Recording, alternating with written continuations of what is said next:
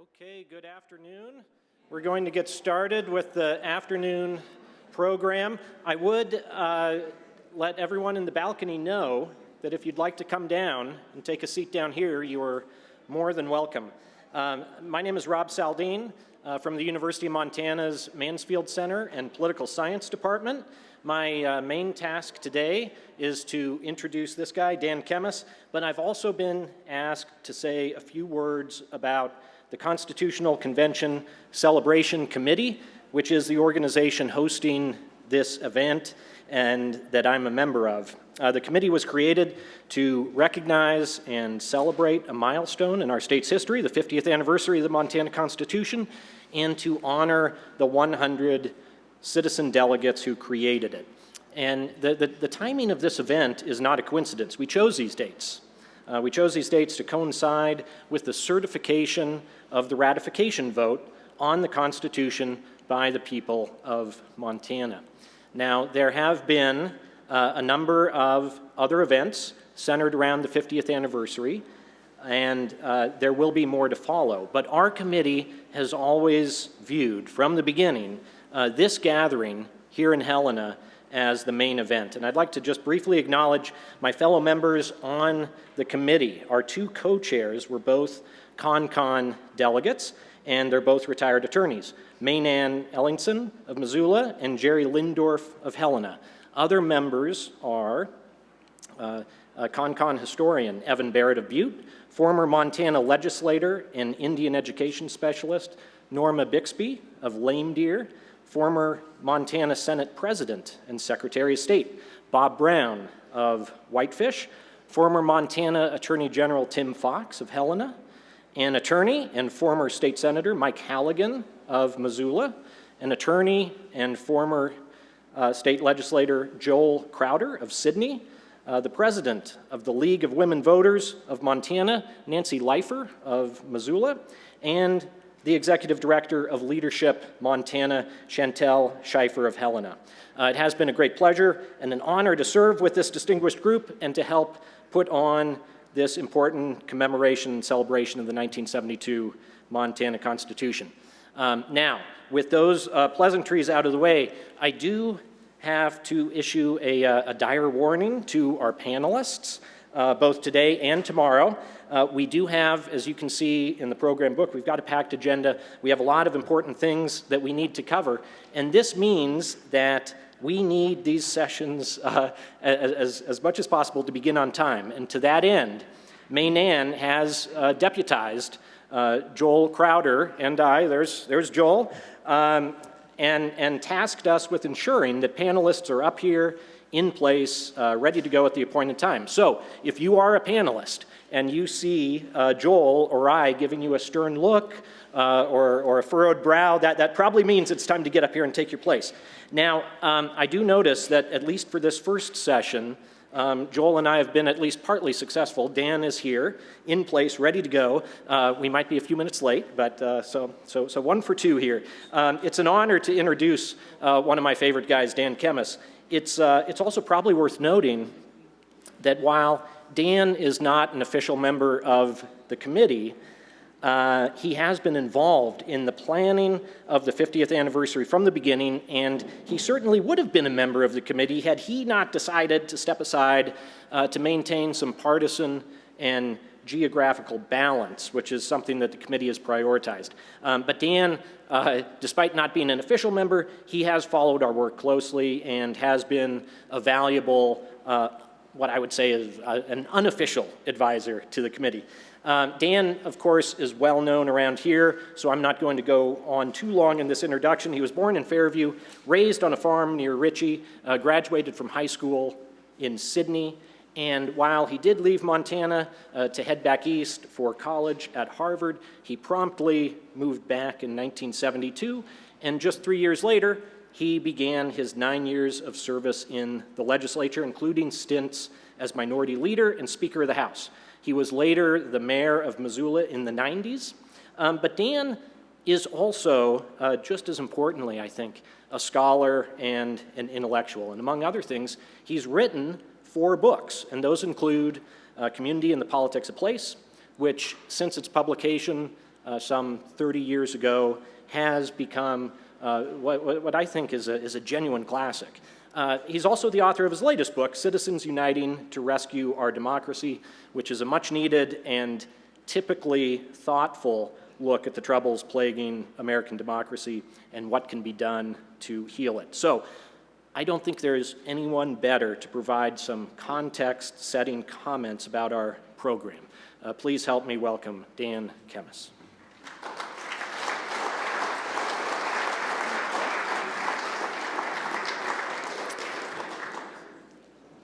Thank you, Rob, for that very kind introduction. As Professor Saldin mentioned, I've been asked by the Celebration Committee to say a few words to set the stage for the treat I think we all have in store over the next day and a half. The excellence of the program that we're about to experience is due to the very hard work of that Celebration Committee over many months. I was pleased that Rob read their names. I'd encourage you, if you run into any of them, to let them know how much we appreciate their work.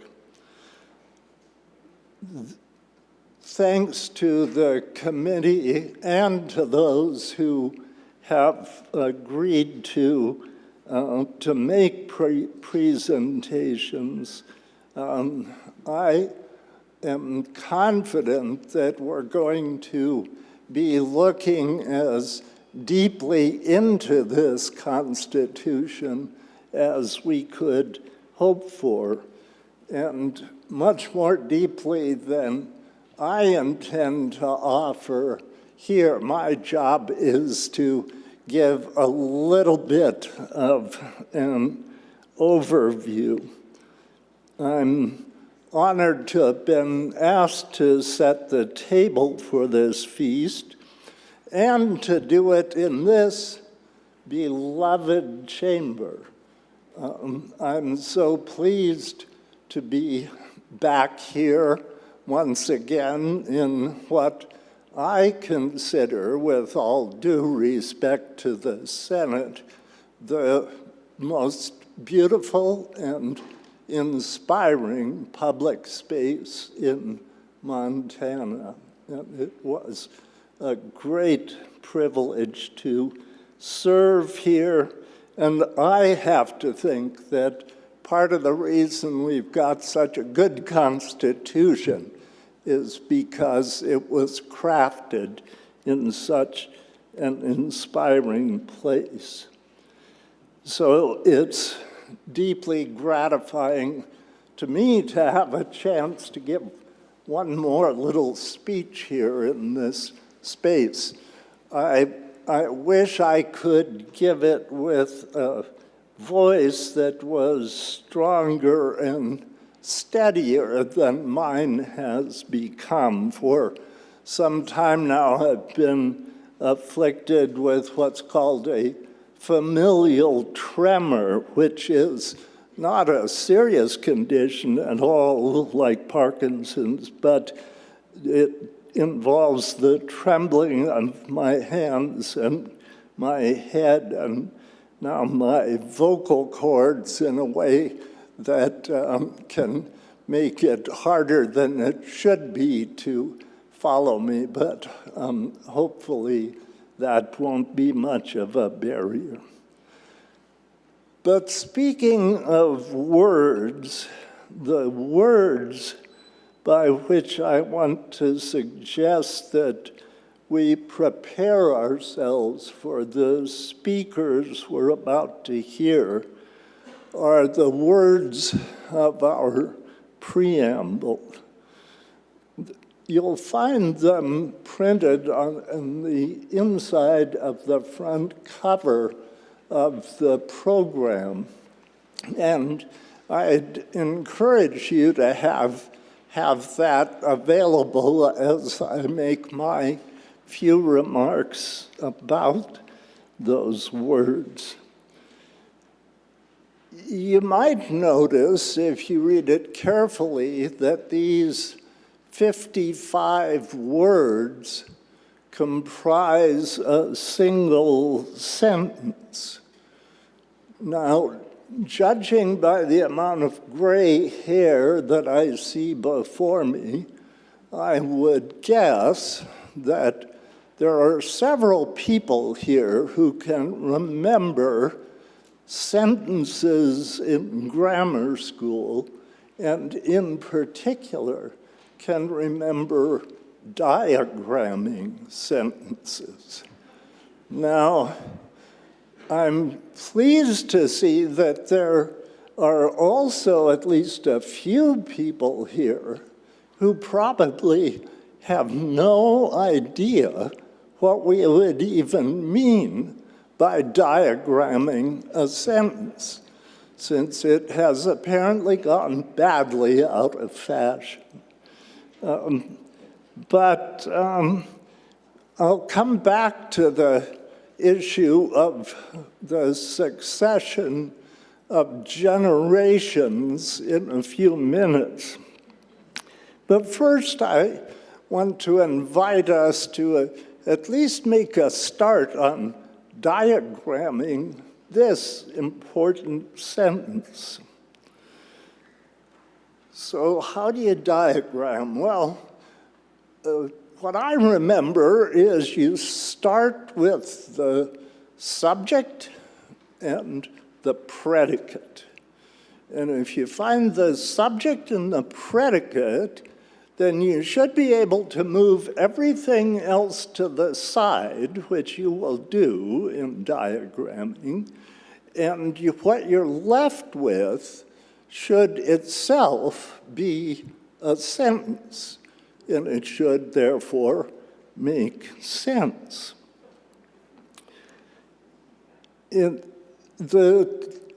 What you're left with there then is the skeleton of the sentence. Well, what do we get in this case? If we move aside everything but the subject and the predicate, we're left with we ordain and establish this Constitution. That's simple. That's what we're up to. Well, let's start with the verbs, ordain and establish. What does it mean to ordain something? Now, I happen to know that there are at least a few pastors in the audience here, as there were at the Constitutional Convention.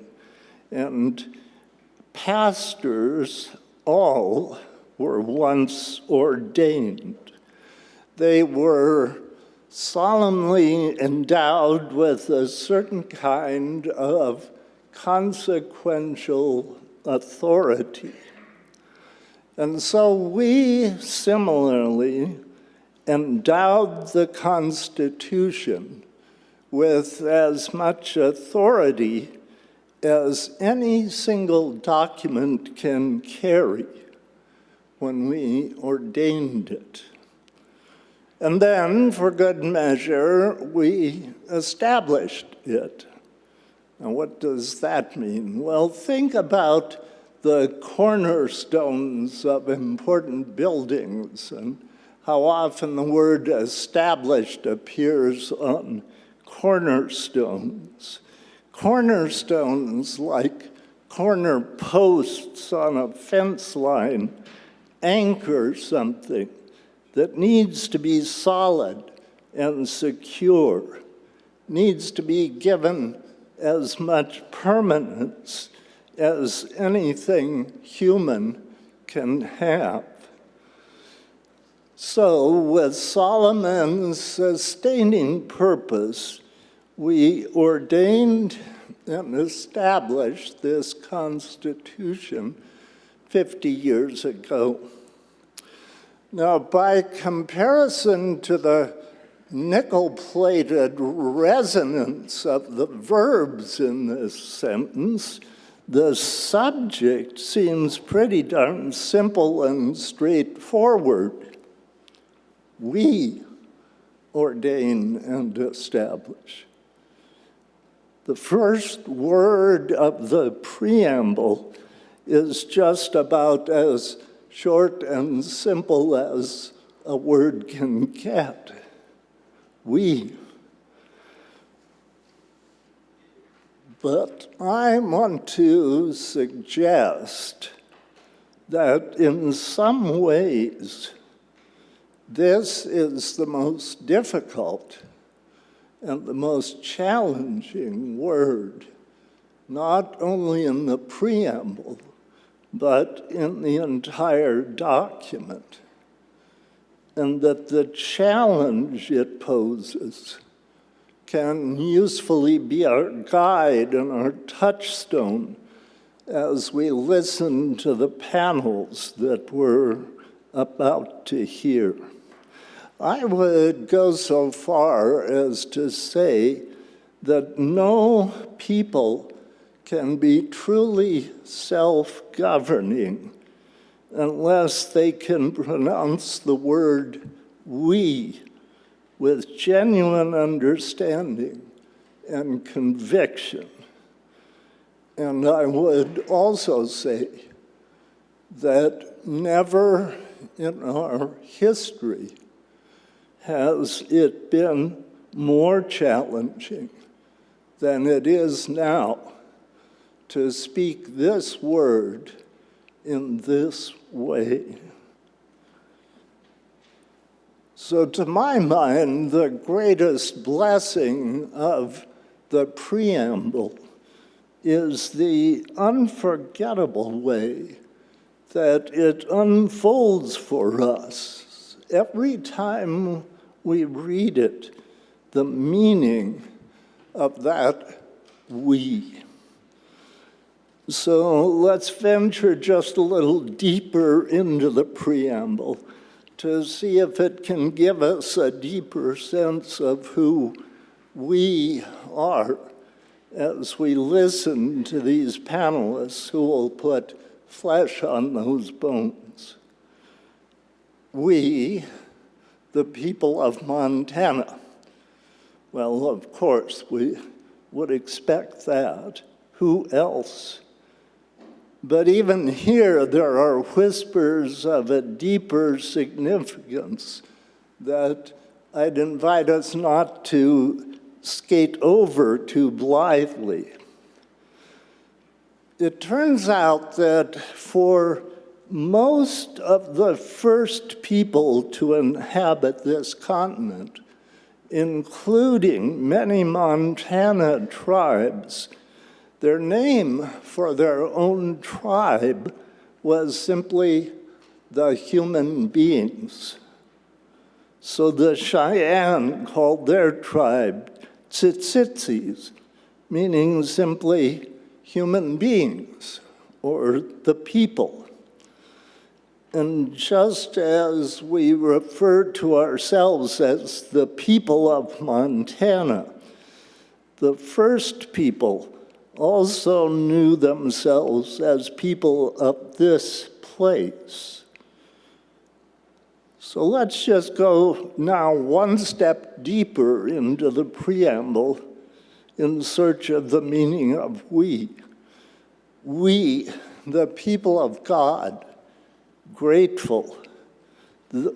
We, the people of Montana, grateful to God for the quiet beauty of our state, the grandeur of our mountains, the vastness of our rolling plains, etc. We, in other words, are people of this place, and we are grateful for that. we gratefully call it the last best place, which echoes one of my favorite entries in this great Montana classic, The Last Best Place. This is from an interview given by Arapuish, a chief of the Crows, to a fur trader early in the 19th century. And he says, among other things, the Crow country is good country. The Great Spirit has put it exactly in the right place. While you are in it, you fare well. Whenever you go out of it, whichever way you travel, you fare worse. The Crow country, he says again, is exactly in the right place. It has snowy mountains and sunny plains, all kinds of climates and good things for every season. There is no country like the Crow country. Well, what my ancestors and their neighbors and their government did to the Crow people and to their relationship to that place is a chapter of our history that we should never let ourselves forget. And I know that we don't forget it, and we even wrote into our Constitution some important ways of remembering it. But we also, I think, to our credit, in the generations that followed the occupation by whites of this land, slowly as those people made an effort to learn to live well here, the land itself began to speak to us in much the way that it had spoken to Arapuish. And so by the early 1970s, the land had begun thoroughly to claim us and to make us its own. It reminds me of a line in Robert Frost's poem, The Gift Outright. The land was ours, he writes, before we were the land's. And that, I think, is very much the story of Montana, that slowly we became people of this land, and we wrote that into our Constitution. And we wrote it as a grateful people, because looking again at the Constitution, we, the people of Montana, grateful to God, etc. I would invite us to think about not just the word, but what it feels like to be a grateful people. And I think most of us are indeed grateful. It's why we take such pride in calling ourselves the last best place. But that gratitude comes with a burden of responsibility. You can't very well be grateful for something as deeply as I think Montanans are grateful, without feeling, first of all, humbled, because to be grateful is to be grateful to something bigger than ourselves. But secondly, To be grateful means to feel a sense of responsibility. Responsibility to care for, to pass on, to nurture what it is that we have been given.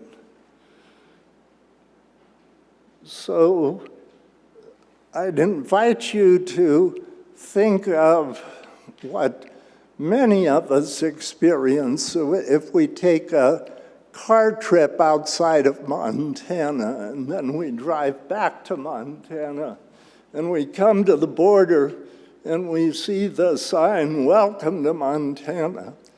And I would bet that over half of the people here, when your family did that you would burst into a rendition of Montana, spelling out the name of the state with joy and with gratitude for being back home. Well, the preamble lays out several of the responsibilities that might fall on such a grateful people. Responsibility for improving the quality of life, guaranteeing the equality of opportunity, securing the blessings of liberty, and so on. And the panels will look deeply into some of the challenges that come with doing that responsible work. But the sense of responsibility really comes home near the end of the preamble as we pass this place and the responsibility for it to future generations. So contemplating that passing of generations, as I thought about these remarks, I found myself thinking about Leo Graybill presiding over the convention in this room where his father, Leo Graybill Sr., had served for many sessions, some of them with my great-uncle, Walter D. Kemmis, a Richland County Republican. Like many of you, I knew and admired Leo Jr. and Shirley, and I especially admired the very seriously nonpartisan way in which Leo presided over the convention. I think that there are many Republican families in Montana that could tell stories similar to that of the Graybills. But since I know the Graybills best, I'll stay on that side of the aisle for my closing sentence or two. It's been my great good fortune and genes to count one of Leo and Shirley's sons, Turner, and his wife Jessica, among our closest friends. We've known their children all their lives, and all partisanship still to the side. We've delighted in watching Rafe faithfully defending the Constitution over whose drafting his grandfather presided. That surely would have made Leo Graybill Jr. happy, since it was for Rafe and Marissa and their daughters, Genevieve and Vivian, and my grandchildren, and your nieces and nephews, that we ordained and established and now proudly pass on this Constitution to their care. Thank you.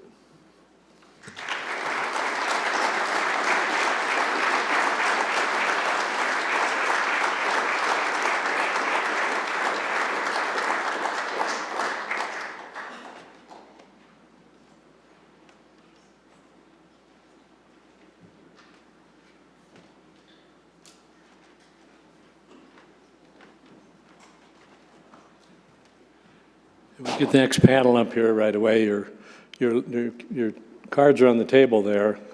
Grab them. Lawyers and all those seeking continuing legal education credits check in for a panel discussion, and during this check-in, they want you to know that the discussion, this first one is how the beginning. The second one is let the sun shine in. And in order to get signed up for that, the table is now not downstairs. If you want to sign up, right in the anteroom out here. And the same thing for teachers. Check in for the credit with Office of Public Instruction. Also there in the back of the House chambers in the anteroom. So you can sign up for that. And we'll just get going on the first one here. Thank you.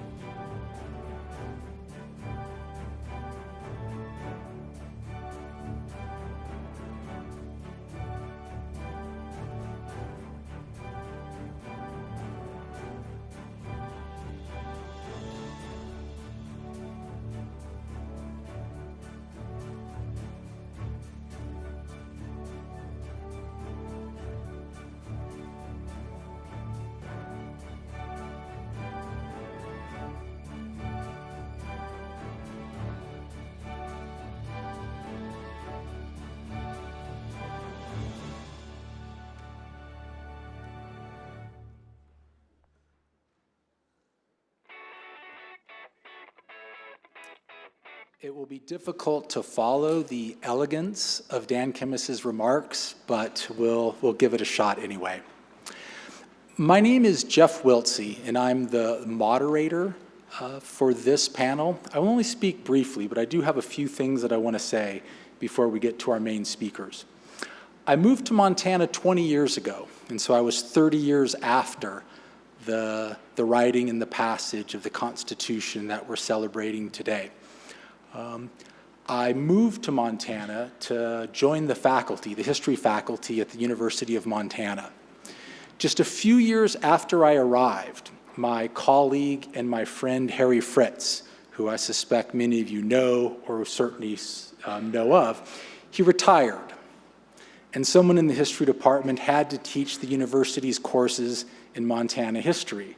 And I'd only been in Montana for 5 years, but for reasons I won't bore you with, it fell to me to teach them. And so I undertook an intensive preparation. Fortunately, the university gave me some course releases, so I had time to read widely and deeply in Montana history. And one of the things that I read from the first word to the last word was the 1972 Constitution. Now, you have to understand that I was still a newcomer to the state and was still trying to figure out what Montana was about. And the reading of the Constitution spoke to me deeply. I realized as I read it that it was much more than a determination of the structures of government and a definition of the relationship between the people in the state. The 1972 Constitution articulates a vision of Montana as a place and as a community of people. This was a place, the Constitution told me, where the equal rights of all people were guaranteed. And I recommend that you read that section of the Constitution. It's not just race and class and color, it's culture and social origin and social condition. Think about what those words mean. I certainly did as I read the Constitution the first time.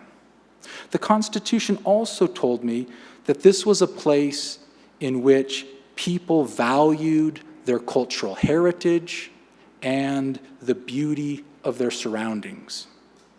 This was a place where Native people and Native cultures were respected and, to me, even more importantly, learned from. This was also a place in which people protected the environment and cared for the well-being of future generations.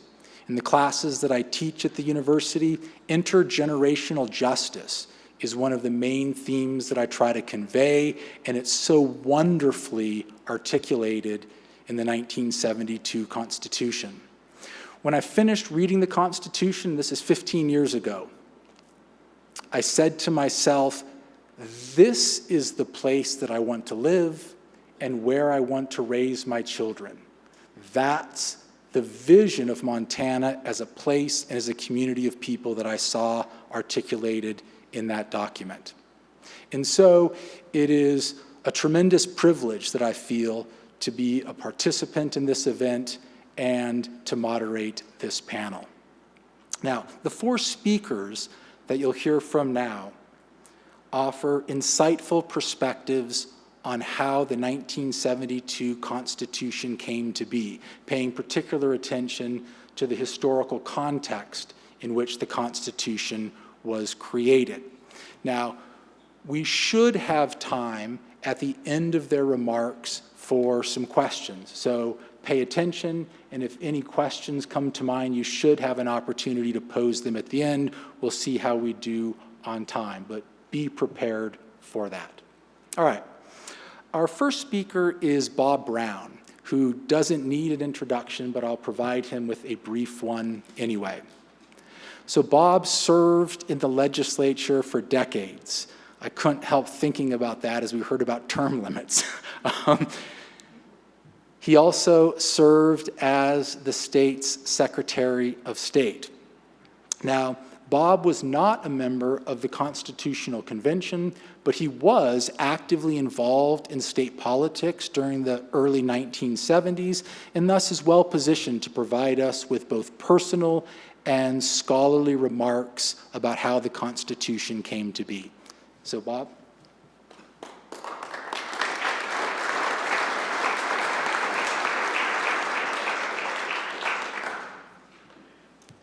I was kind of the poster child for term limitations, I think. What a great place. And I served here in the legislature from 1971 to 1973.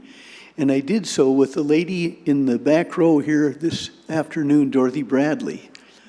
And we are among a handful of people who served both under the 1889 Constitution and the 1973 Constitution. So we've got some interesting perspective on how the legislature functioned under the 1889 Constitution and how it's functioned since then. Under the 1889 Constitution, it was common practice for legislative committee chairs to clear their committee rooms of all but a selected few onlookers while taking executive action. No recorded votes of committee members were taken. So think about that. Number one, it was fairly common not even to post bills that were going to be heard. So a bill could just be scheduled for hearing and the general public might even know about it. But then after the hearing had taken place, then what happens in the legislative process is what's called executive action. And that means that's when the committee members themselves discuss the bill and the testimony that's been delivered for the bill, and then they vote on whether to recommend the bill be due passed onto the floor or whether it should be remained in the committee or reported out adverse, reported out recommended do not pass. So that's a substantive vote. Anytime it has, whether a bill could live or die based on the motion is a substantive vote. And that's what happens in executive action. Those votes are taken. And so the Constitution was amended. I'm going to be brief here. In Article 5, Section 10, and it says, and I'm quoting directly, "The sessions of the legislature and the committee of the whole and all committee meetings and all hearings shall be open to the public." So there was no question about these questionable committee hearings. And there was no question about what happened in the committee. It was a matter of record. And that's just enormously important when you consider the legislative process and the responsibility of legislators and their accountability to the people.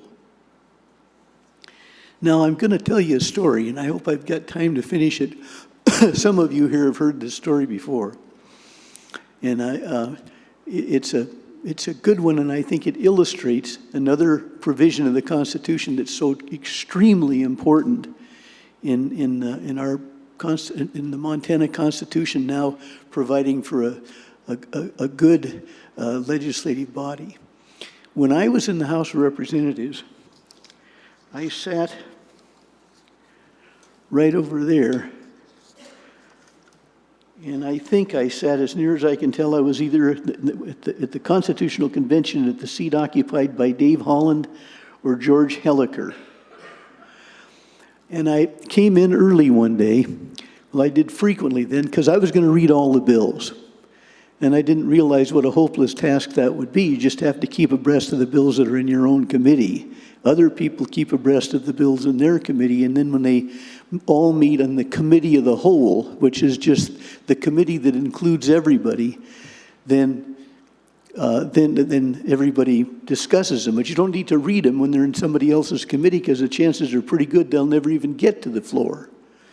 So anyway, I was a brand new legislator about the second week here, and I was going to be diligent and keep up with my work.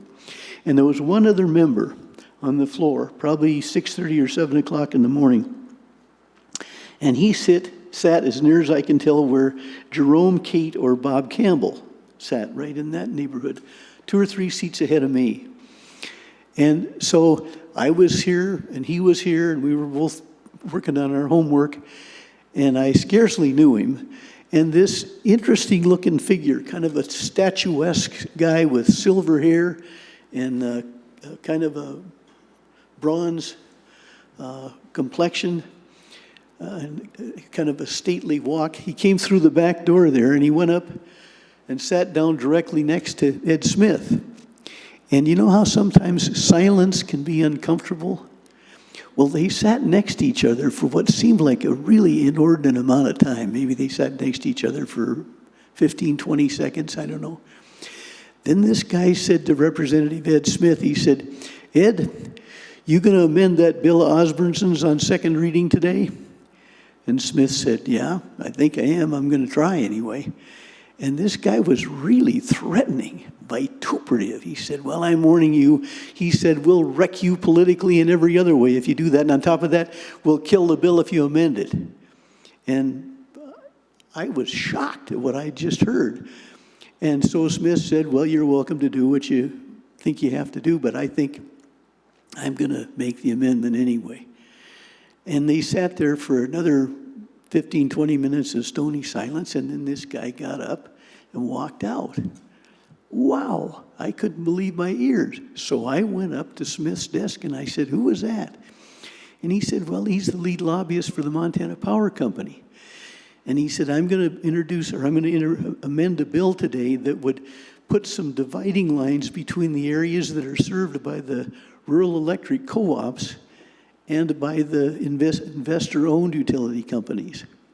Because there's been a lot of dispute about who serves where, and we just want to get that straightened out. And so a group of people from the co-ops and Montana Power Company sat down and negotiated a settlement. But I don't think the settlement's very good for the co-ops. And I'm from up in the northeastern part of the state and represent the several rural electric co-ops, so I'm going to propose an amendment or two for the bill that I think makes it a better compromise. And I said, you know, I'm from the northwestern part of the state where we haven't had these battles between Pacific Power and Light Company and the Flathead Electric Co-op, so I don't really have a dog in the fight, but on the basis of what I just heard, I'm definitely going to vote for your amendment. Well, he said, thank you, I appreciate it. So I went back and finished my homework and went off to my committee meetings, and so did Ed. And House of Representatives convened at about 1 o'clock that afternoon. And one of the first bills up was this territorial integrity bill. And sure enough, Ed Smith stood up, and a guy named Boots Osbornson was carrying the bill. So Boots stood up, and he presented the bill and presented it as a compromise. And then Ed stood up and offered his amendment. And there was some pretty serious back and forthing. There were people who had good arguments on both sides of it. And then when the vote was taken, and we had a different kind of an operation, and we all had kind of big old coggle switches at our desks, and then old electronic boards on either side. So anyway, I snapped my vote green, and we looked up at the board, and the amendment was carrying by one vote.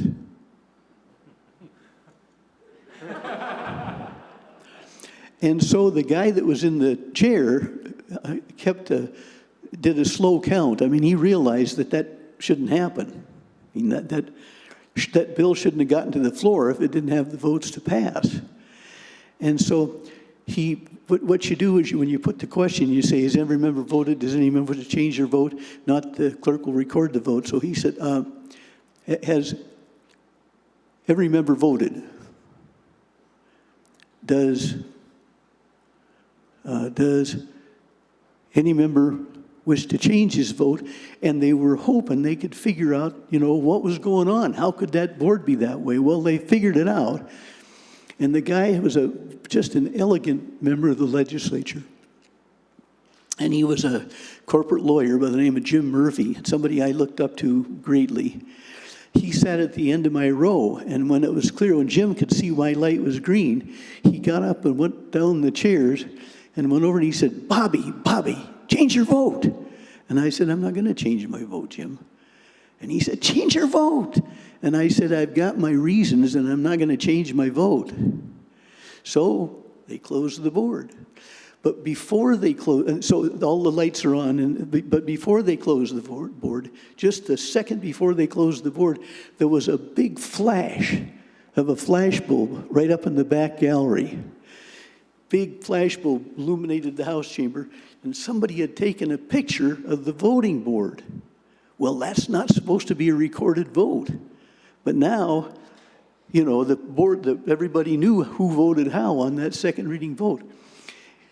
And the guy got up and ran out of the back gallery and ran out of the building. And Jim Lucas, who was the Speaker of the House at the time, called for the sergeant at arms to apprehend him and not let him get out of the building because he was drastically violating the rules of the legislature. But the guy got out of the Capitol building. And the next day, it was public knowledge around the state how that vote was. And of course, the reason was there were a number of people who represented districts where rural electric co-ops were fairly significant who had voted with the power company.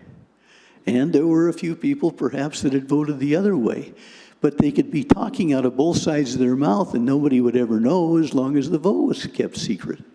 But now everybody's exposed all over Montana. It was a vote of record.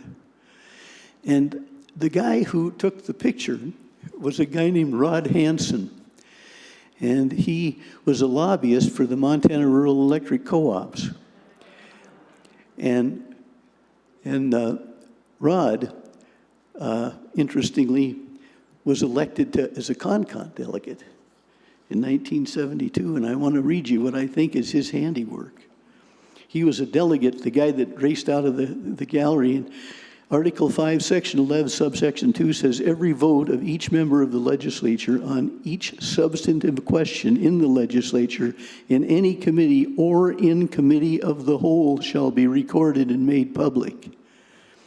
That could be Rod Hansen's revenge, I don't know. But anyway, and that's so important.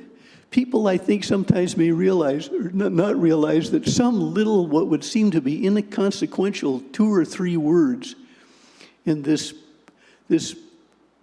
bedrock of our democracy here in Montana, if they're left out, can have an enormous difference. And so much of the reason that our state government is as open as it is today, one of the reasons that it's a model constitution as it is today, is because of that provision. And there are several others too, but that was a very important one.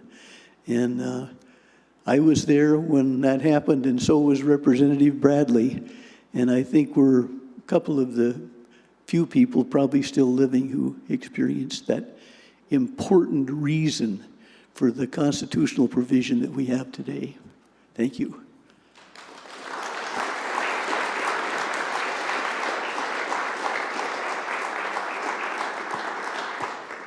I hope this is being recorded so we have a record of that story, because that's great history. That's fantastic.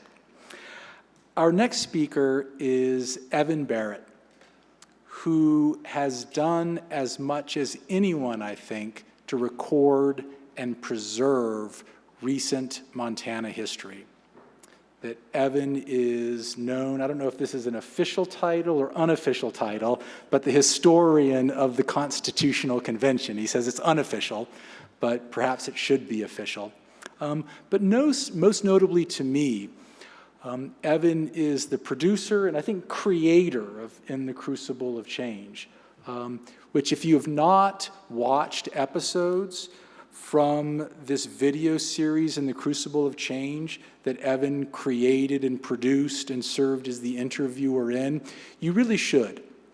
It is a tremendous gift to anyone who is interested in understanding how and why Montana came to be as it is today.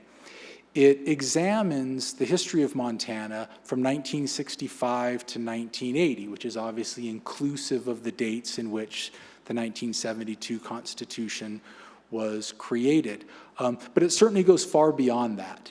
And it really helps people understand this critical period of change in Montana history.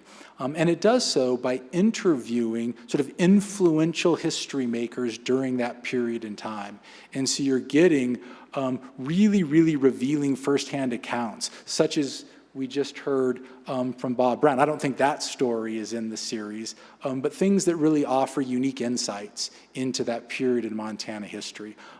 And so Evan will draw upon his vast reservoir of knowledge about this period to talk about how the Constitution came to be. Thank you, Rob.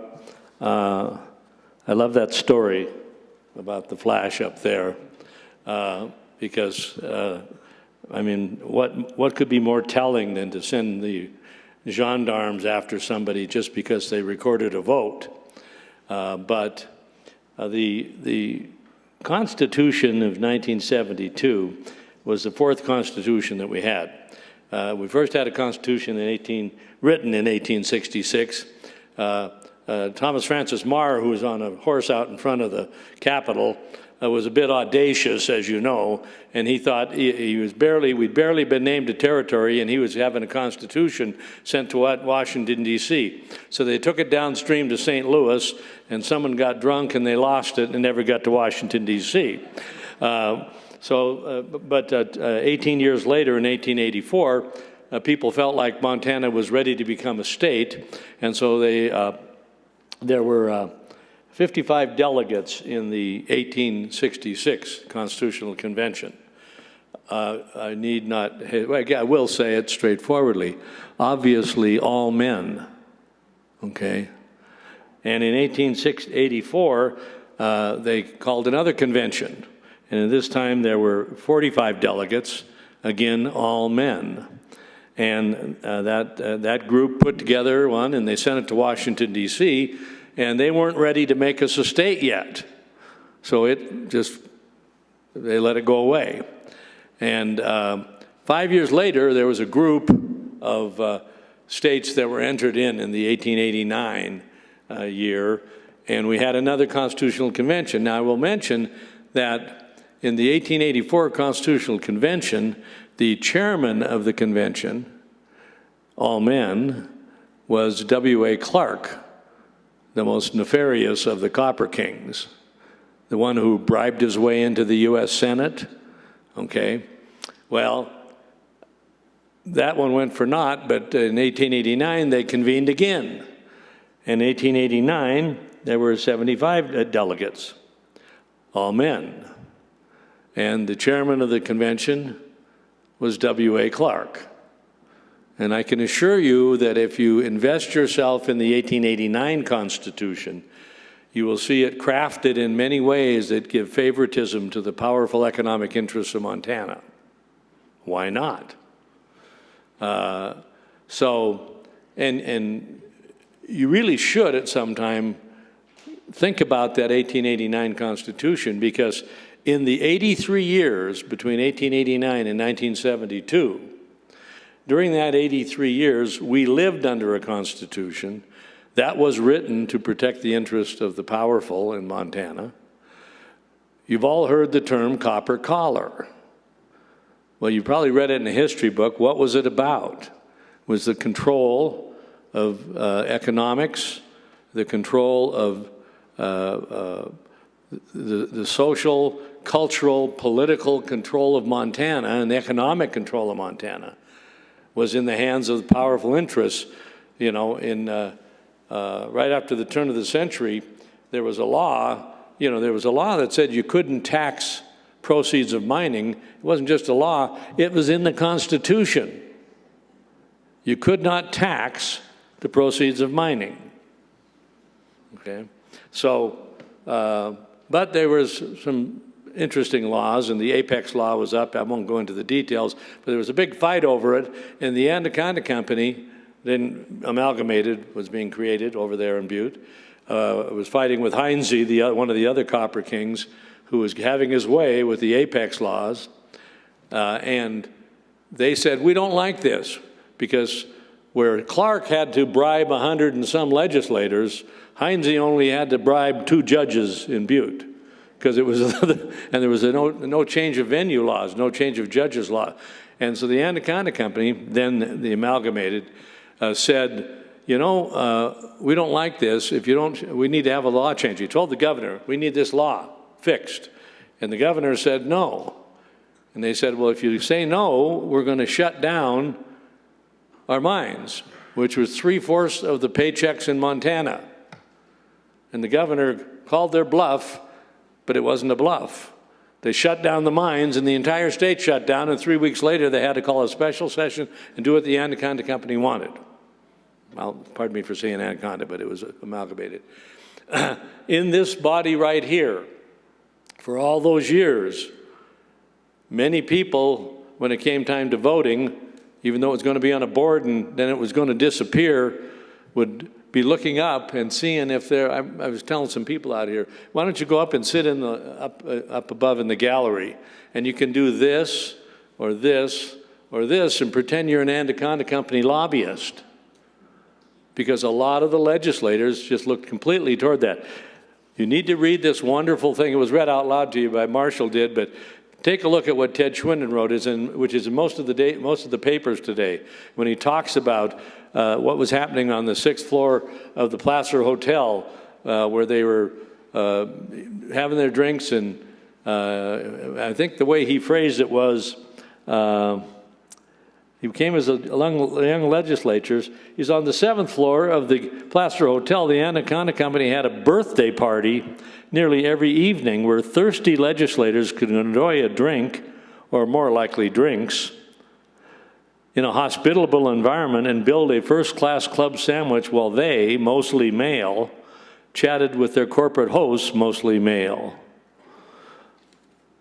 So why do we have a 1972 Constitution? Because we lived for 83 years under that archaic piece of work of favoritism that kept us under the copper collar in Montana.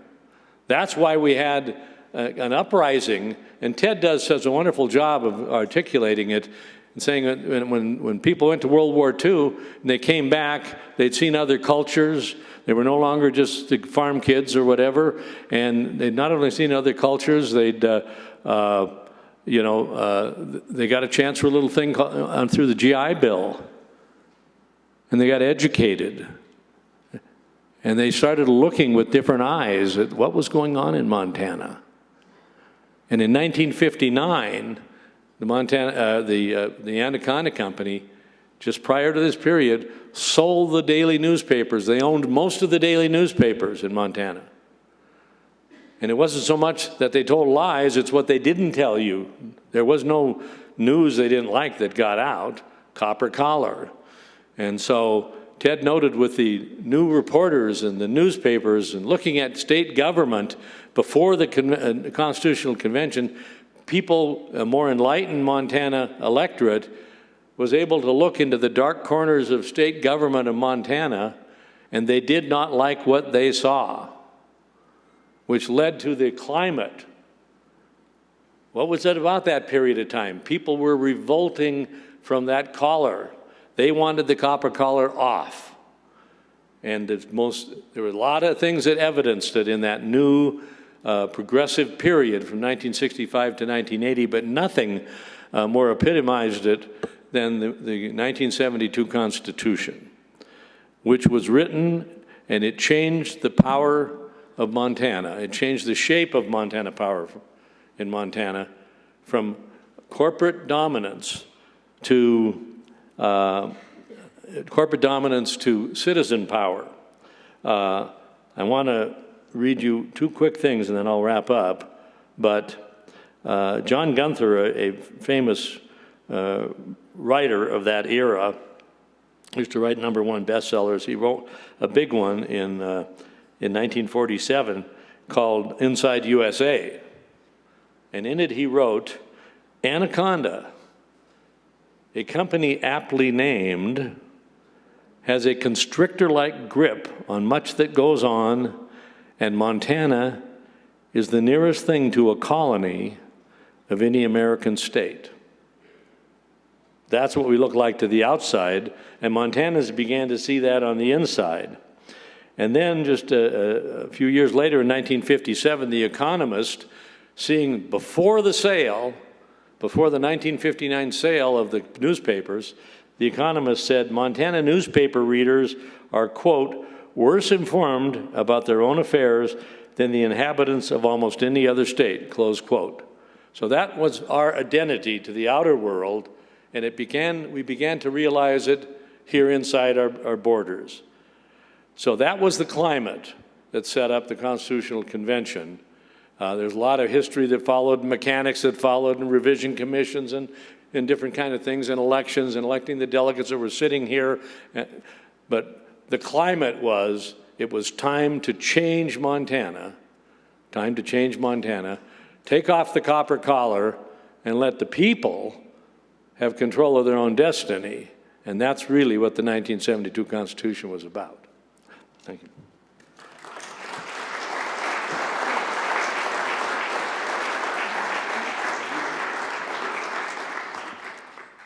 I did not expect an indirect reference to the 1872 Mining Act, but well done, Evan. Our third speaker is, so Nancy's going with it. Yeah. No, Arlyne, you'll go for it. I jumped the gun. Sorry, I'm so anxious. Our third speaker is Nancy Leifer, who is the president of the League of Women Voters of Montana. And as you'll hear, the League of Women Voters of Montana and other women's organizations in Montana played an absolutely crucial role in the 1972 Constitution-making process.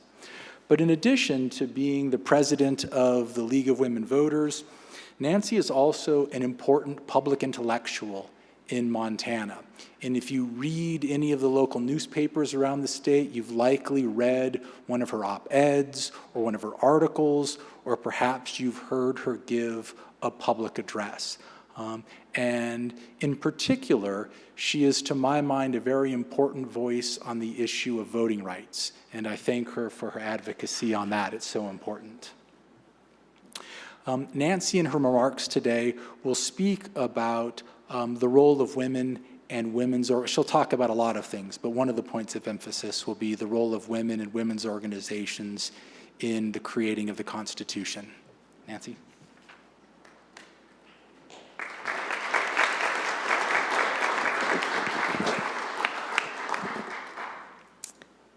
Thank you very much. I'm very honored to be here today, to be in this chamber, and to be here as the president of the League of Women Voters. It's, I kind of consider myself to be a democracy nerd, and it's just when my heart has just been so warmed by all of what we've heard so far today in this chamber. And so thank you all for being here. So I'd like to just talk for a moment about what the setting was like back in the late 60s, early 70s, what was going on in the country, what was going on here in Montana, and what was the culture like back then. You know, I had an opportunity to work in 1972 in Lake County, and I worked with a county extension agent there. And he said to me, you know, this whole place has changed overnight when we got television. It used to be that people would sit on their front porches and they'd talk to their neighbors, and it was a very one-on-one kind of a situation. But when television came along, I never saw people on their front porches anymore. And that's the kind of thing that I think we're witnessing now in terms of the changes that are going on, the next generation of change. But back in the late 60s, early 70s, there was no internet. There was no social media. I mean, we all know that, but we just need to stop and think about that for a minute. How did people get their news? They got their news from television. There were 3 major stations. Those of you who are old enough to remember can remember that. And you had 3, if you could get reception for all 3. You couldn't always get reception for all 3 of them. There were newspapers, there was radio, and there was something called the Fairness Doctrine. The Fairness Doctrine demanded that all of those media portray both sides of a question with factual information. What a concept, right? So as a result, people trusted the media. They knew that what they were seeing and getting on the media was something that was based in reality and was something they could trust. But the word of mouth was still a very important component of how people got their news, and more importantly, of how they made up their minds, was based on talking with people and understanding things from the inside out. The other thing that came along back then is a couple other major movements that were part of what Evan was describing. Was the Civil Rights Act of 1964 was creating a lot of upheaval in the country. And the Equal Rights Amendment was introduced into the U.S. House of Representatives in the fall of 1971, where it passed, and it passed the Senate in March of 1972. So there was a lot of upheaval on women's rights going on at the same time. I moved to Montana in 1971 as a young college student. I'm afraid I wasn't tuned in to any of this, didn't really realize what was going on. But when I first came to Missoula, my father had to sign an account for me to open up a bank account. I could not open a bank account on my own in 1971. So that's the way things stood. Women were still very much not having the ability to do many, many things that we take for granted today, just as recently as 1971. There were only 2 women in the Montana legislature in that 1971-72 era, one of them sitting back at the back of the room. And that's where it was. Women had not been a part of things. Women had not been able to be a part of things. And things were changing.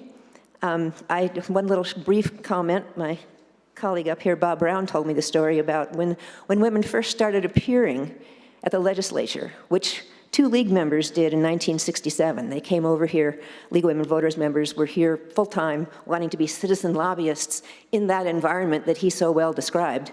He said they got a nickname among some of the male, well, all of the male legislators at the time. They gave them the nickname as the plague of women vultures.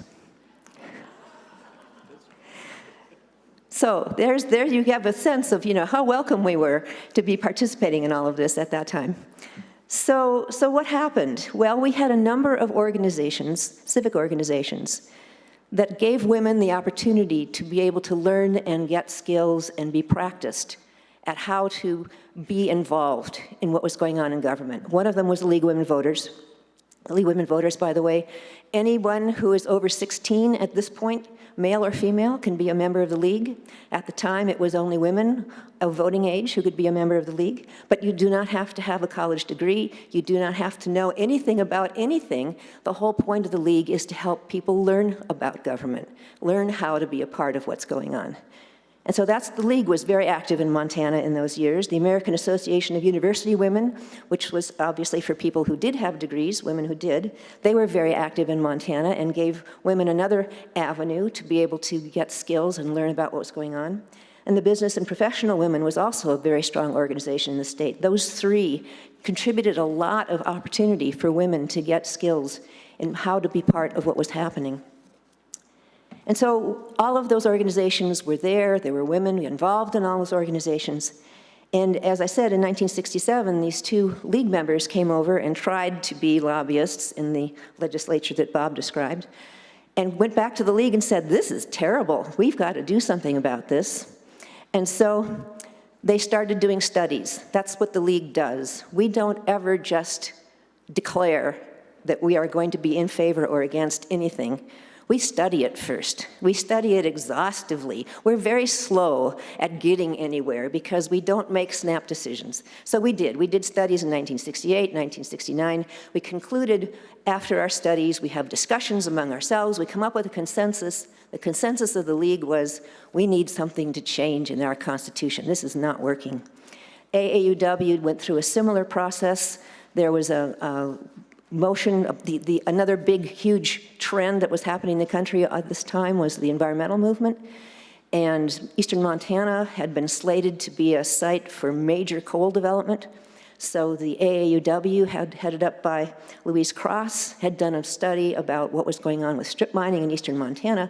She went to the legislature in 1970 and discovered that, as she said, she had about as much chance as a snowflake in July of having any impact on what was going on in the legislature.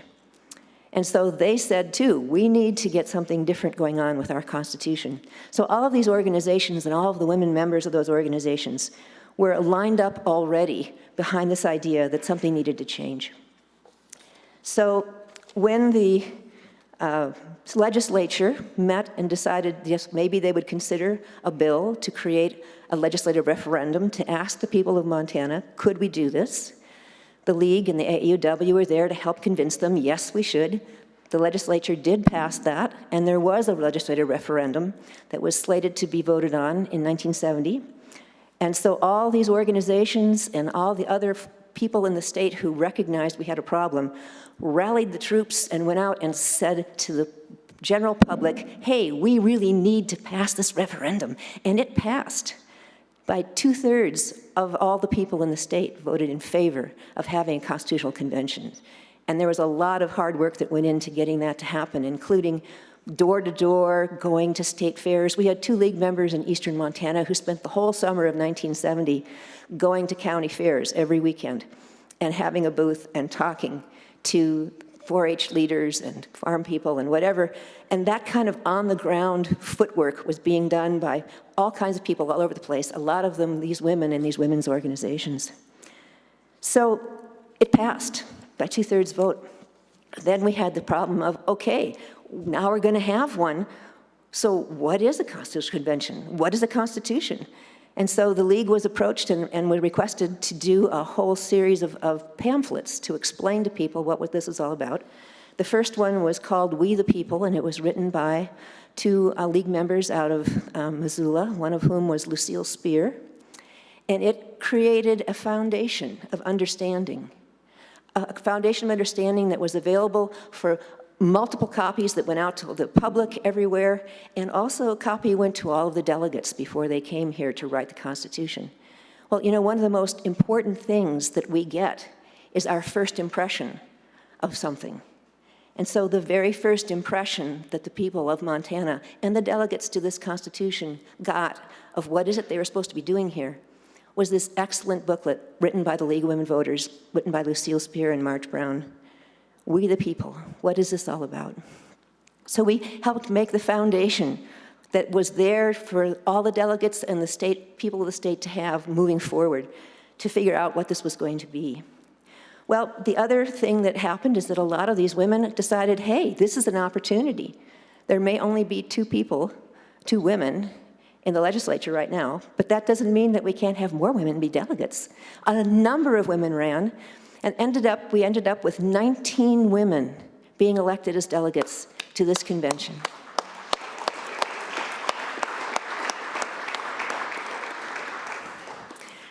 Now, thank you for that, but one more little line that might even get more applause. That is the largest percentage of women ever in the history of a constitutional convention. Yay, Montana! And who were these women? A lot of them were women who belonged to one of these organizations. They were from every walk of life. They were teachers, farmers, and farm and urban wives, journalists, businesswomen, a judge, and a former mayor. And 9 of them were members of the League of Women Voters. So they and the League of Women Voters members and the members of the AAUW had already studied the Constitution. You know, I was trying to think of a good analogy to try to express how many of these women conducted themselves when they got here. And what I came up with is they were the Hermione Grangers of the Constitution. For those of you who are familiar with Harry Potter stories, Hermione Granger was the one who always did her homework ahead of time and showed up and knew exactly what was going on and could come up with answers on the spur of the moment. That a lot of the women were the Hermione Grangers of the Constitutional Convention because they did their homework. They were more than prepared. And that's the situation that minorities often find themselves in, is if they suddenly get a chance to participate, they've got to be better than good. They've got to be the best. And a lot of the delegates, the women delegates, were exactly that, as absolutely on top of their game. So a lot of them were involved in leadership. We had a 5-member executive committee for the Constitutional Convention. It consisted of the president, the secretary, I think there was a treasurer, a Western and an Eastern vice president, 5 people. 2 of them were women. So that's a huge percentage. And both of those women were League members. One was a Republican from Billings, Jean Bowman, and the other was Dorothy Eck, a Democrat from Bozeman. They were steeped in how to be nonpartisan, as were all the other women delegates who'd been involved in these different organizations, because all these organizations were nonpartisan organizations. So I'd like to think that 20% of women, almost 20%, were a huge influence in helping to set the tone that made this whole constitutional convention so successful in being nonpartisan. We had a good heavy dose of that coming in. Louise Cross of the AAUW became the chair of the Natural Resources and Agricultural Committee and was very instrumental in introducing the right to a clean and healthful environment language to carry through on her concern about mining and coal strip and strip mining in eastern Montana. Margaret Warden became the chair of the Public Information Committee, and she championed all of the public participation that was described earlier of how open this was for the public to be able to come and hear and be part of this whole process of writing the Constitution. Virginia Blend was an active member in the League studying local government, and the Local Government Committee itself had a number of women on it that created those provisions for, such strong provisions for self-governing powers for local governments in Montana. Dorothy Eck, we've heard about somewhat already. She spearheaded efforts for good government provisions, open meeting, roll call votes, public notification, and most importantly, the Native American education and culture provisions in the Constitution. Maydan Ellingson was the youngest delegate. She was voted one of the 10 most outstanding delegates, and she helped co-write the preamble that Dan Kemmis was talking about this morning. And of course, you're going to hear more from Arlyne Reichert in a minute. And she was on the legislative committee and was very heavily involved in making sure that we have an independent redistricting commission. We are one of the first states in the nation to get an independent redistricting commission. And their work, of course, is going on right now, and it's very critical to our democracy. So we have a great heritage from the women who were involved, who stepped out and stepped in and had an impact in what was going on. And it didn't end with the actual writing of the Constitution. After it was finished and all 100 delegates signed it, there then was the question of how do we get people to vote for it? And once again, of course, the League is a public education organization, so that organization and a number of other organizations stepped out and again went back into the streets, back to the door-to-door, back to the crazy days sales, everything they could do to interface with people and convince them that this was something that we needed to do. Using, of course, the great phrase that Delegate George, George Harper, thank you. George Harper came up with, which of course was, praise the Lord and pass the Constitution. Thank you. Yes, you know, you get up here and you forget how to spell, you forget how to write. Anyway, yes, and so the League on these other women organizations took that message out and helped to sell the whole thing as well. You know, the final vote on the approval of the Constitution came down to a very close tie, almost tie. The Constitution passed by a vote of 2,532 votes out of over 200,000 cast. So it really took the efforts of every single person that went out there to try to convince people that we needed a new Constitution to make it pass. And so I am just so thankful and grateful to all of the women who helped to make this happen and to be carrying on in their name as President of the League of Women Voters today. Thank you.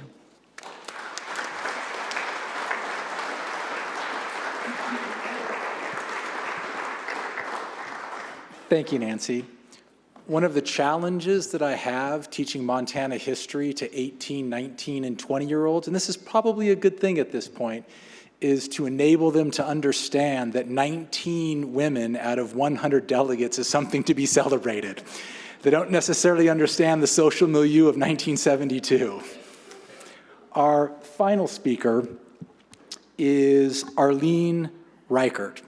As one of the history makers we are honoring at this anniversary event, she is, to my mind, the star of our panel.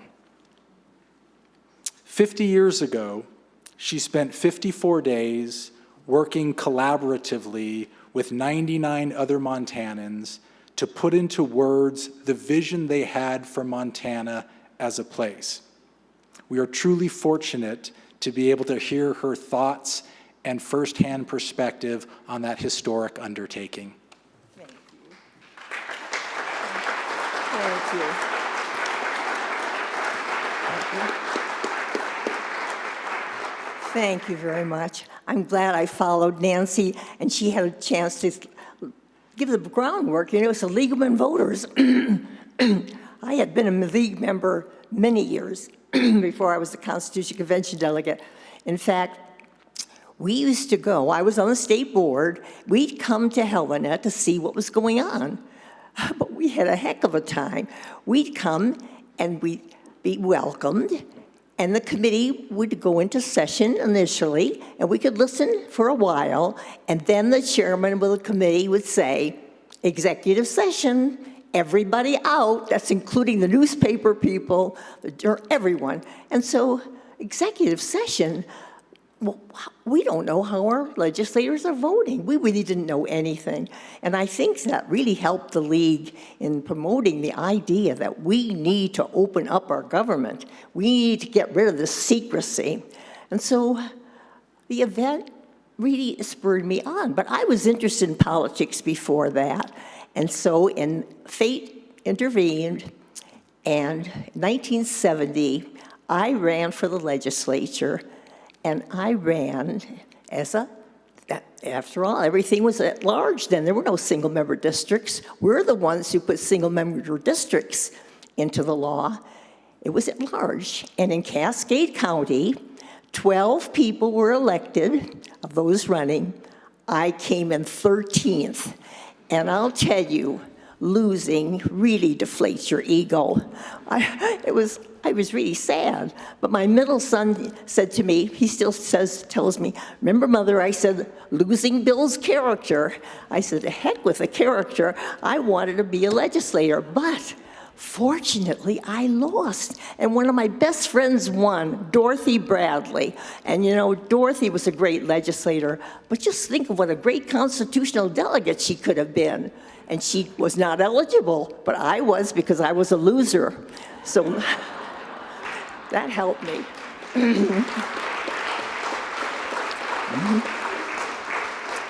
Well, that's one of the reasons the Constitution succeeded, because in our old Constitution, it had a few good provisions, and one of the old provisions in the Constitution was, when you have a Constitutional Convention, no elected officials.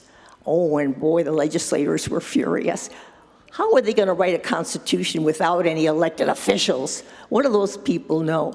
Well, that's the law, no elected officials. So I was eligible to run along with how many people ran?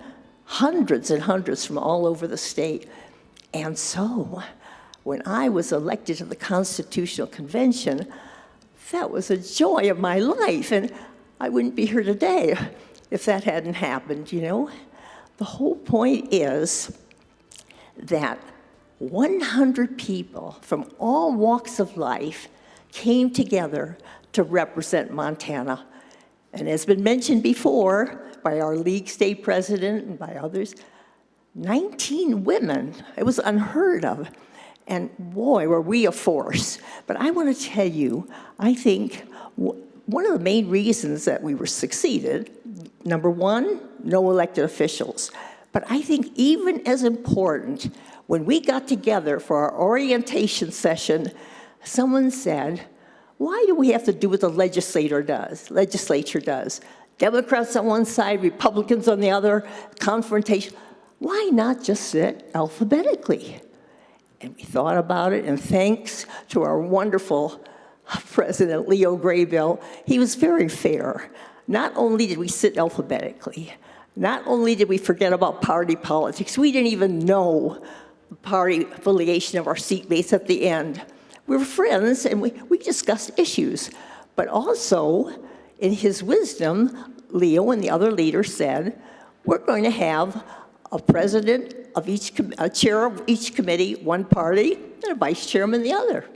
And that's what they did throughout. That was unheard of. Usually, the dominant party has a choice of chairs. No, chairs of one party, vice chairs of the other party. And it just worked out so beautifully. So, number one, no elected officials.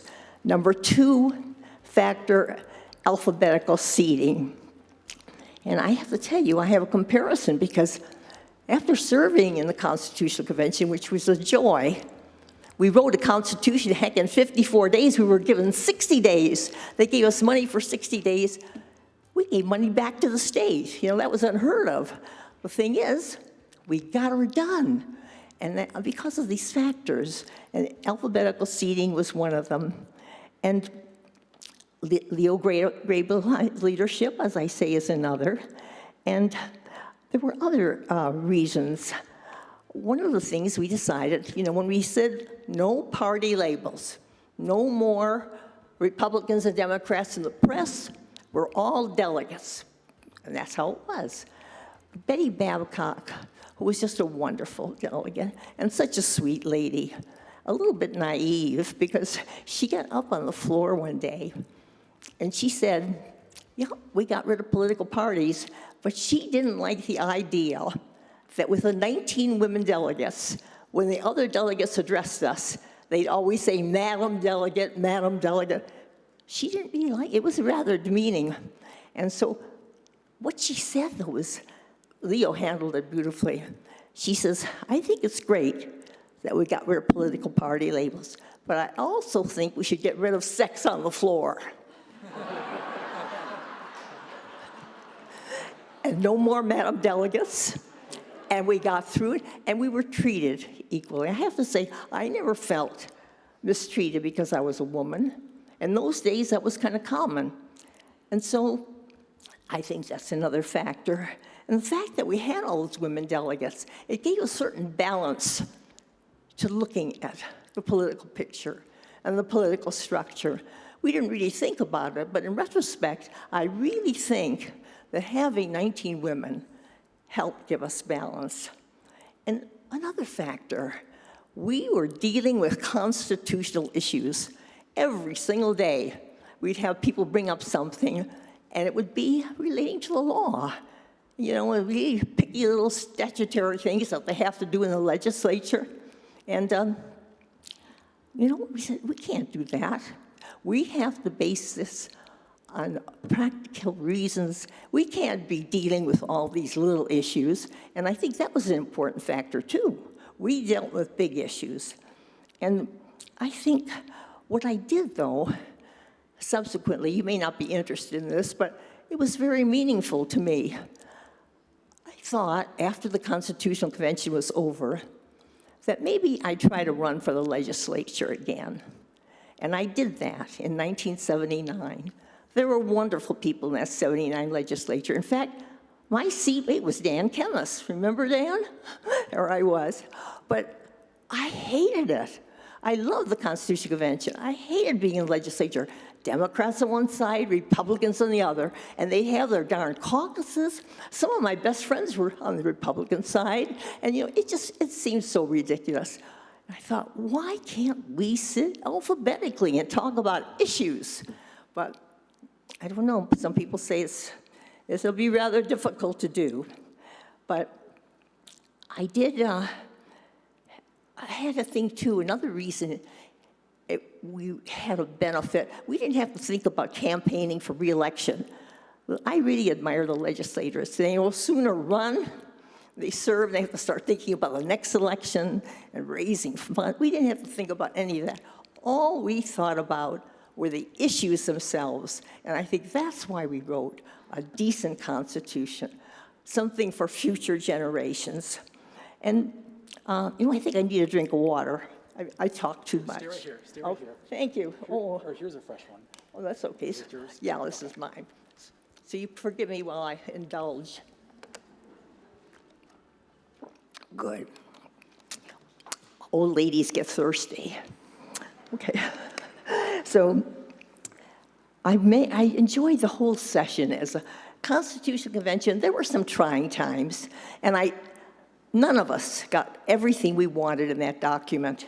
All 100 of us signed it, but I know I worked hard. I was in the legislative committee, and even before the convention, Lucille Spear had sent out material, and I have to give credit for the research analysts. I know some of them are here today. They provided us with so much research material, and in reviewing the legislatures of other states, I became intrigued with Nebraska, because Nebraska is the only state in the country, it still is, with one house, unicameral legislature. And I thought, you know, that might lend itself to Montana. And I thought, you know, our Constitutional Convention is a unicameral body. Some people say if we had had a Senate down the hall, that Constitution would never have been written. Because as you know, with the legislature, everything has to be done twice. Well, that's not the bad part. The bad part, and I think Dan will agree, is transmittal deadline. On the 45th day, all bills that originate in one house have to be in the other house. And the conference committee, the abominable conference committee. You have a unicameral. We didn't have any conference committees. What we did at the Constitutional Convention with Leo's help is we discussed and discussed and considered and reconsidered and met far into the night. Leo never cut off debate, but we just discussed issues to death. But we knew what we were doing. And I have to admit, as a legislator, especially around transmittal deadline, a lot of times I didn't know what was going on, and I really tried. And a lot of my fellow legislators, I think a lot of them just work in a fog around transmittal data. And then at the end, when the two houses can't agree, the conference committee, what do you get? 3 members from one party, 3 members from the other party, and they rule the day. Because they say at the end of the session, take it or leave it when they're through with their work. So essentially, those few people really make the deciding votes. Well, I'm not going to argue with you because actually unicameral didn't make it because I was on the Legislative Committee. And I realized, along with my fellow delegates, that if we present this Constitution with anything controversial in the body, we're going to lose the whole thing. And we're a rural state, and I had to face reality along with others. So even though when the delegates had a chance to vote on unicameral system, it was 60 in favor of unicameral. But it put it in the body of the Constitution. I was one of those who said, no, we can't do that. The rural vote, it'll just kill us, and it would have. In retrospect, I think we did the right thing. We took that unicameral out. We put it in as a sub-option so people could vote on it separately, and it went down. And as I predicted, the urban areas voted for it, the rural areas against. But we put other things in sub-options, too. We were very practical. There was a fight about gambling, and that was a sore subject. Some people didn't want gambling at all, and others said we did. So we put that as a sub-option, and with the help of the Butte voters, that came through, that went through. But capital punishment was another one. That was controversial. So those 3 subjects, I think the leadership was very wise in having those 3 special sub-options because we saved the Constitution. Actually, in order to get any of the sub-options, you had to vote for the Constitution. So, in effect, the Constitution was saved. Then, I do have to say one thing.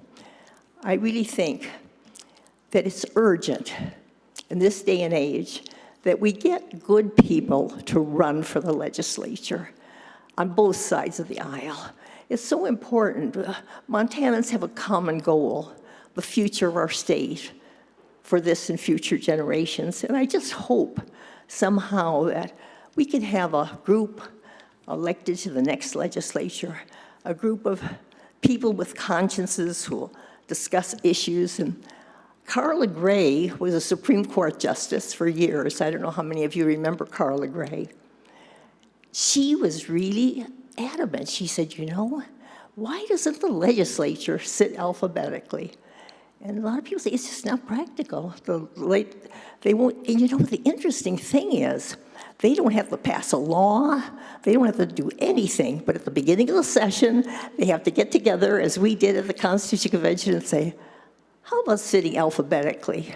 Because then you might not get this confrontation, this head-on confrontation with the built-in caucuses. And, well, I'm too old to think about that. I want to live a while longer. It's just very exhausting to think that our legislature has to, meet under those circumstances. If they could meet and just think about the issues and the future of Montana and do what we did as delegates, and I think that future generations would have a good Constitution for years to come. Thank you so much for being here, all of you.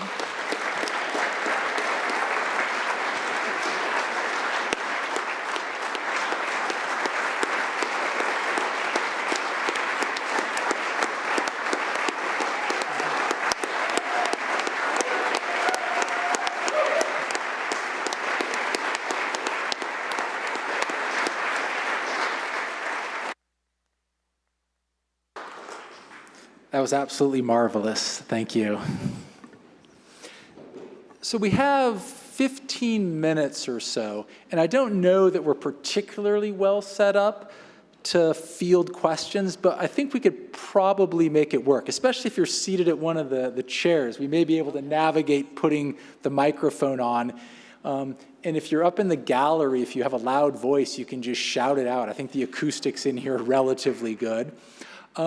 Any questions for our panelists? Yes. Up in 1972 for a statewide vote. I think you can use the microphone. There you go. Start over, please. When the Constitution came up for a statewide vote in 1972, who opposed it? Was there any significant opposition? For instance, Anaconda or Amalgamated or whatever they were called then? Well, the primary formal opposition started after the ratification vote took place, but before that, the opponent was really rural Montana and was spearheaded primarily, the face of it was the Farm Bureau. But the Farm Bureau was doing it in the same league was the stock growers, a lot of rural organizations, and the kind of Anaconda Company, Montana Power side of things kind of hid behind that, they were definitely opposed to it. But I think that if you look at the vote too, all the large preponderance of the rural counties almost unanimously, not all of them, but opposed it, and the urban counties did pass it. But rural Montana was the primary place. Some rural organizations took the lead, but it basically was a case of those who perceived the power shift in the Constitution was a disadvantage to them, opposed it, and that's really what it was about. Yeah. Yes.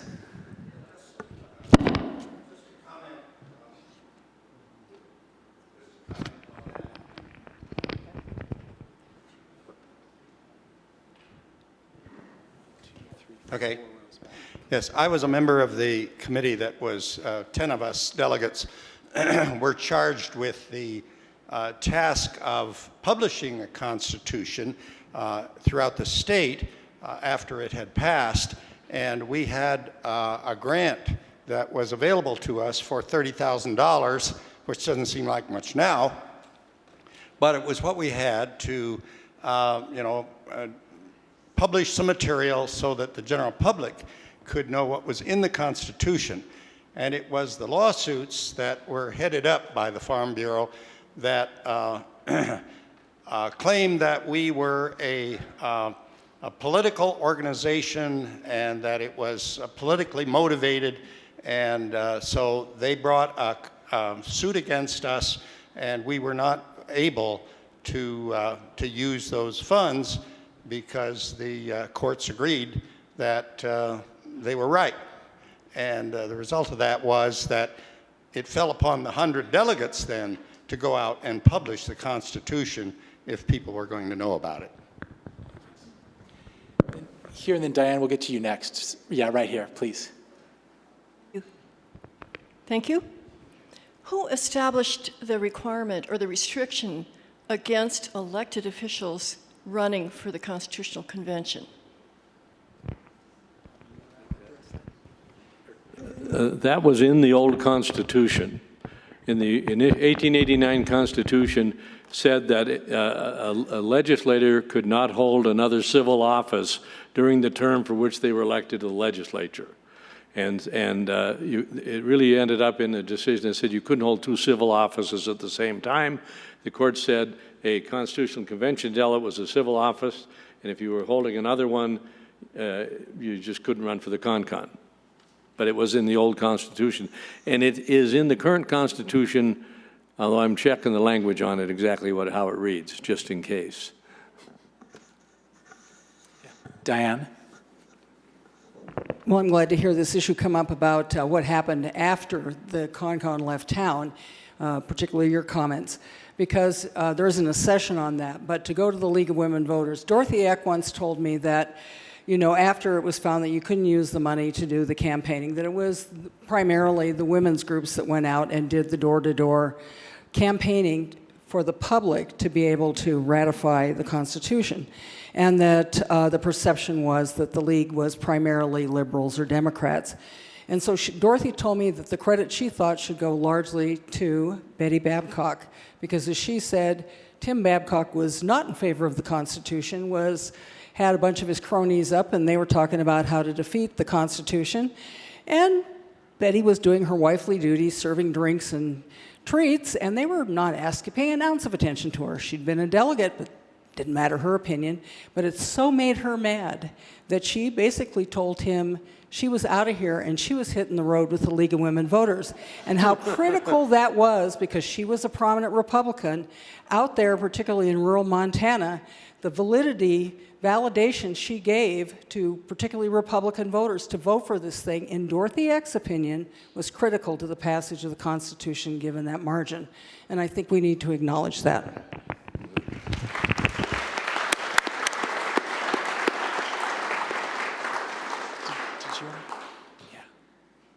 I was just going to mention Evan beat me to it, but the provision that prevented legislators from running before has been carried over into our current Constitution, and that we would get the same result today.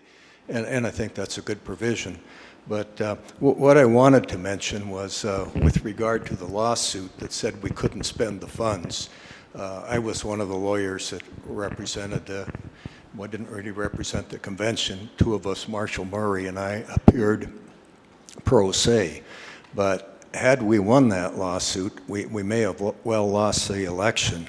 And the money we had, we stated we were keeping that to educate the voters. But as I think about it in retrospect, there's a fine line, if a line at all, between educating and advocating. For example, when Bob Brown mentioned today that legislators are now required to record every vote on a substantive issue, how you presented that could be advocating, but just telling somebody that can be educating. And if we would have had another issue, just one other issue, that would have kept us from focusing totally on the Constitution, I'm afraid we would have lost that election. Yes, please.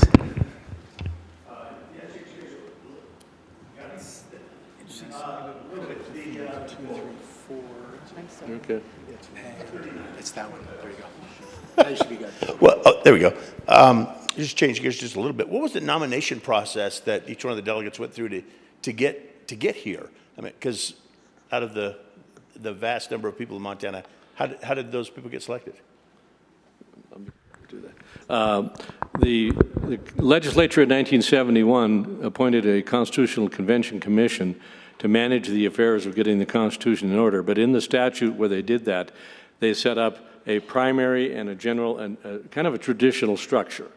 They allowed people to file partisan. So we had people filing Democrat, Republican, or Independent. Independents got on by petition, just like they would now.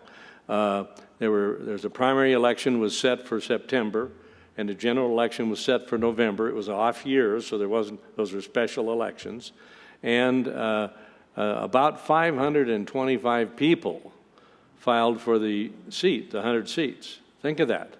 525 people filed for it. And in the general election, it got narrowed down to about 100 on each side for the Democrats and Republicans, and then there are a few independents were nominated by petition, and we ended up at the end of the result of it was in the general election was 58 Democrats, 36 Republicans, and 6 independents, and of course that led to the power sharing that was very important.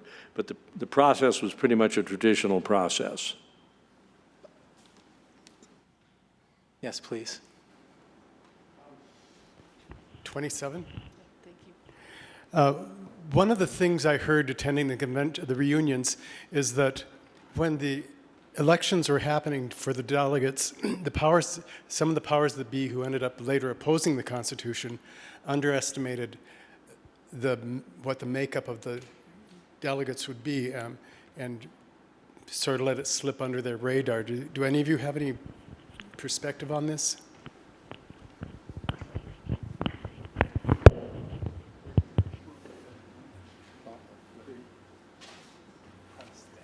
I'm not sure I have the right answer to your question, but there was a factor that had, I think, quite a bit to do with the makeup of the Constitutional Convention. There was a measure that was placed on the ballot at the same time that the that the measure to elect delegates to the Constitutional Convention, I'm talking about the sales tax. Evan, do you remember what I'm talking about? Yeah, that was a major factor. What you're asking about, I don't know how to evaluate that. I would say that it's not you don't have to be a political genius to think that when the most predominant political issue in Montana at that point in time, it had been going on since the 1965 legislature all the way through 71, was we were going to have a general sales tax. Right. And so when they fought through, under the old rules, were done after 60 days of the legislature. It came back in 3 special sessions until finally in late June, they resolved the way they're going to put it on the ballot. And we had a choice on the ballot. And it went on the ballot at the same time that the delegates were elected to the And that's what they said, let's piggyback this on the vote in November. So lo and behold, when people were going to the polls, they were also voting yes or no on a sales tax. And the brutal truth of it was that the Republican Party had identified it so much with the sales tax that they got caught in that kind of vice.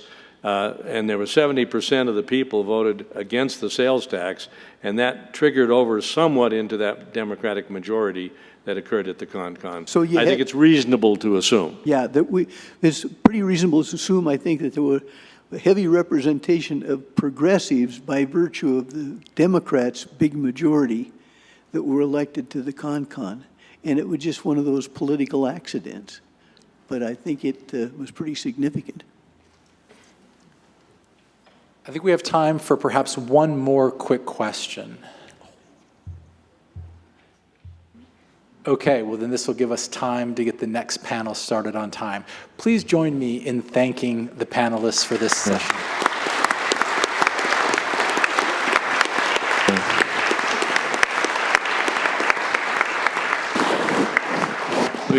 Little ministerial function. I think this is one where we have a 15-minute break. And there is coffee and water out in the hall between the House and the Senate chambers. And I'd like to say one other thing. They talked about getting a thing out to the people that delineated what was the difference between, and educated the voters on what was the difference between the new and the old Constitution.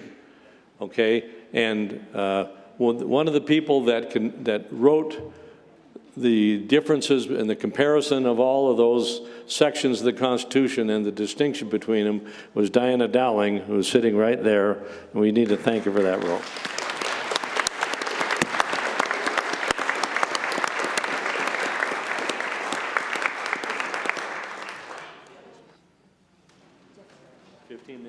Fifteen-minute break.